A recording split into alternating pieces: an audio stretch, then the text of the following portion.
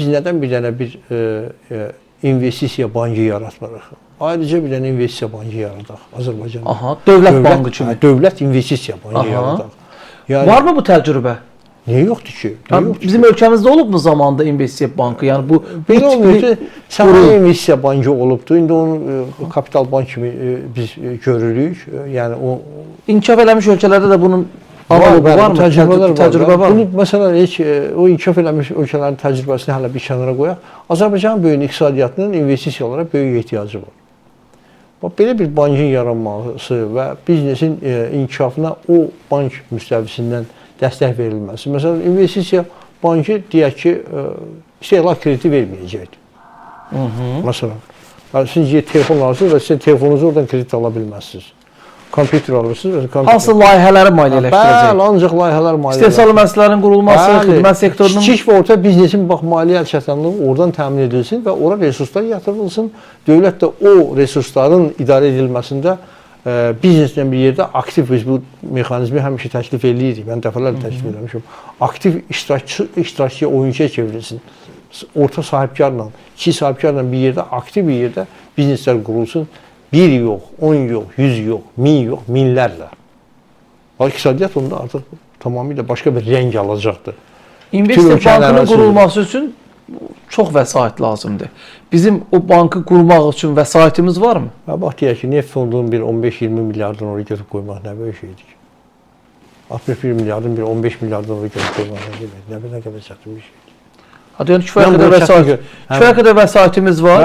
Bu vəsait var və dövlət daxilə cəlb eləyib dövlət sahibkar əməkdaşlığı fondunda biz başlayırıq ölkənin arasında ağıllı layihələri maliyyələşdirməyə, kreditləşdirməyə, güzəştli şərtlərdən və ölkənin iqtisadiyyatını zaman-zaman artıq bu layihələrin hesabına dirçəldib dünyanın getdiyi yoldur bu. Bu mənim təklif elədiyim, sizin təklif elədiyiniz yol deyil. Qaldırırıq, ayaqüstə qoyuruq və 5 ildən, 10 ildən sonra artıq tamamilə başqa bir mənzərənin şahidi oluruq. İqtisadiyyatda tamamilə başqa bir mənzərənin şahidi oluruq. Şəhətəm, onun riskləri də var da, amma məsələn... Risksiz heç nə yoxdur. Ümumiyyətlə, maliyyə vəsaitlərinin istifadəsində risksiz heç nə yoxdur. Yəni, bank, siz böyük banklara baxın, onların problemli kreditləri var, nə bilim, ümidsiz kreditləri var. Yəni, var. Təbiidir da, siz nə təbii, o tək Azərbaycan banklarında xas olan bir cəhətlər deyil ki, bu dünyanın bütün banklarında var. Amerikanın da banklarında var. İnsan birdən məsələn gedib hansısa bir krediti götürdü, indi iş yerini itirdi. Demək bu force majordur da. Bir neçə il bundan qabaq, daha doğrusu 5-10 il bundan öncə xatırlayırsınızsa, kütləvi şəkildə sahibkarlığın inkişafı üçün kreditlər verildi. Kim istəyirdi gedib götürə bilirdi. Yəni əlçatanlıq var idi. O vaxt məsələn mən Naxçıvan Muxtar Respublikasında fəaliyyət göstərdiyi dövrdə orada da bir hərəkətli oldu, mərkəzdə də, burada da bir hərəkətli oldu. İş adamlarına çoxlu kreditlər verdilər, amma o kreditlər sonra batdı. Böyük əksəriyyəti batdı. Ola bilərmi hökumət biraz da bundan ehtiyat eləyir ki, gətirib yerdə cəlb eləsək ölkəmizdə, o krediti deyək ki, hansısa sahibkara versək, o özünü doğrultmaya bilər, batar gedir, amma hazırda hansısa deyək ki, bir aktivdə durub da xaricdə. O biz necədir? Ona görə də təklif olunan variant nədir? Biz nə təklif edirik? Təklif edirik ki, dövlət sahibkar ortaqlığı yaransın. Yəni, bugün Azərbaycan baxmayaraq ki, 30 ildən artıq müstəqil bir dövlətdir. Yəni, bir dövlət üçün bu çox qısa bir zaman kəsiyidir. Böyük bir zaman kəsiyi deyil. Biz nə Amerikayıq, nə Avropanın qədimdən demək dövlətçiliyi ərəfəsində olan dövlətlərdən biri deyilik. Bizim üçün 30 ildən biraz artıq vaxt çox az vaxtdır. Yəni, bu həm psixoloji bir məqamdır, həm insanların şuurunda bir dönüş, dəyişiklik etmək üçün az zamandır və Sovetlər dövründən çıxmış və belə deyək də, müstəqil fəaliyyət göstərmək, biznes fəaliyyəti göstərmək, iş qurmaq təcrübəsi. Məsələn, İranlı iş adamı ilə Azərbaycanlı iş adamını bir tərəziyə qoymaq mümkün deyil. İranlı iş adamı 100 dəfə ölçər biçərsə, Azərbaycanlı 10 dəfə ölçər biçər və daha tez səhv eləyər, daha tez yanlış eləyər.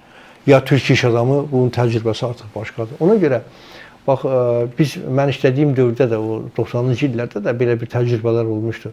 Kreditləri götürmüşdü, hamı gedib özünə, nə bilim, avtomobil almışdı, nə bilim, kimi ev almışdı. Nümunələr çoxdur. Biznes krediti götürüb. Biznes krediti götürüb gedib özünə avtomobil alır, nə bilim, ev alır. bunun qarşısını almaq üçün o kreditin verilməsi mexanizmini düzgün qurmaq lazımdır. Qanunvericilik bazası da qurulmalıdır, Xarici möhkəmləndirilməlidir. banklar bilsin necə verirlər kreditləri. Siz biznesə götürmüsünüz. Sizə o pulu çıxardıb bankdan nəqdləşmiş şəkildə verməzlər. Hansı avadanlığı almaq, hansı işi görmək, hansı işin dəyərini ödəmək lazımdır. Gətirsən banka hesab verirsən ki, bu işi gördürmüşəm. Ya bu avadanlığı almışam, buna avans vermək lazımdır. Avadanlıq gəlirsə davamını ödəmək lazımdır. Yəni o Bank artıq o hesaba köçürür bəli, vəsaiti. bankın nəzarəti olmalıdır. Mən də dəfələrlə bizim bu banklar onsuz biznes kreditləri vermirlər. Yəni elə bir faizlər qoyublar ki, onu ağıllı biznes 100 biznesmenden biri yeyib onu almaz o. Ona görə mən təklif edirəm ki, bu təcrübəni öyrənin. Mütəxəssislərinizi göndərin xarici banklara, o işlək banklara, hansı ki biznes layihələri maliyyələşdirən banklara qoy getsinlər, öyrənsinlər. Layihə ilə necə işləmək lazımdır? Layihəni necə kreditləşdirmək lazımdır? Layihəni kreditləşdirə onun icrasına nəzarəti necə həyata keçirmək lazımdır ki, o yanlışlar, hansını ki haqqında sizinlə danışırıq. Yəni kredit alan adam gedib biznesini qursun, istehsalatını qursun da gedib avtomobil, özünə bahalı avtomobil olmasın. Və yaxud da ki, belə deyək də, istehlak istiqamətində istifadə eləməsin onu. Onu istehsal istiqamətində istifadə eləsin. Ona görə burada bax, o mexanizmlərin, bəlli mexanizmlərin tətbiqi lazımdır.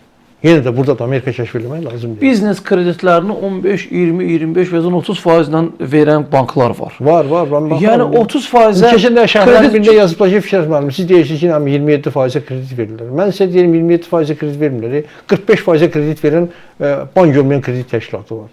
45%. Bəli. 48% kredit bank O götürən nə qazanacaq? 50%-ni faiz kimi qaytarmalıdır. Təbii. Adam var ki, demək, devalvasiyadan öncə götürdüyü krediti bu gün 10 il tamam olubdur.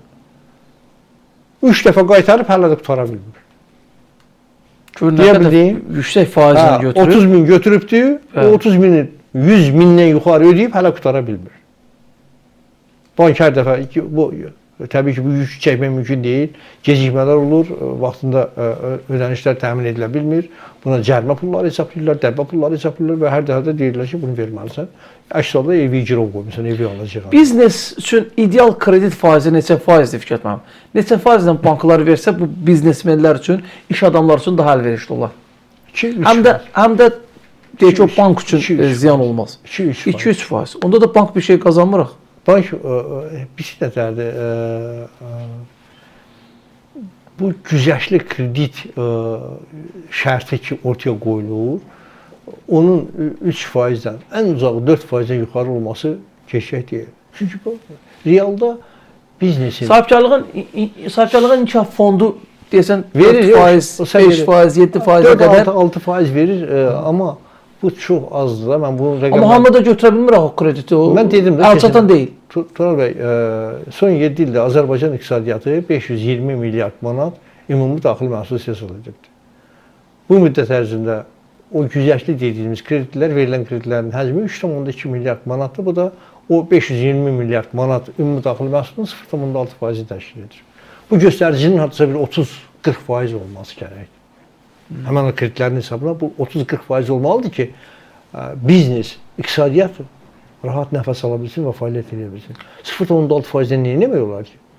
Bu yox səviyyəsində bir şeydir.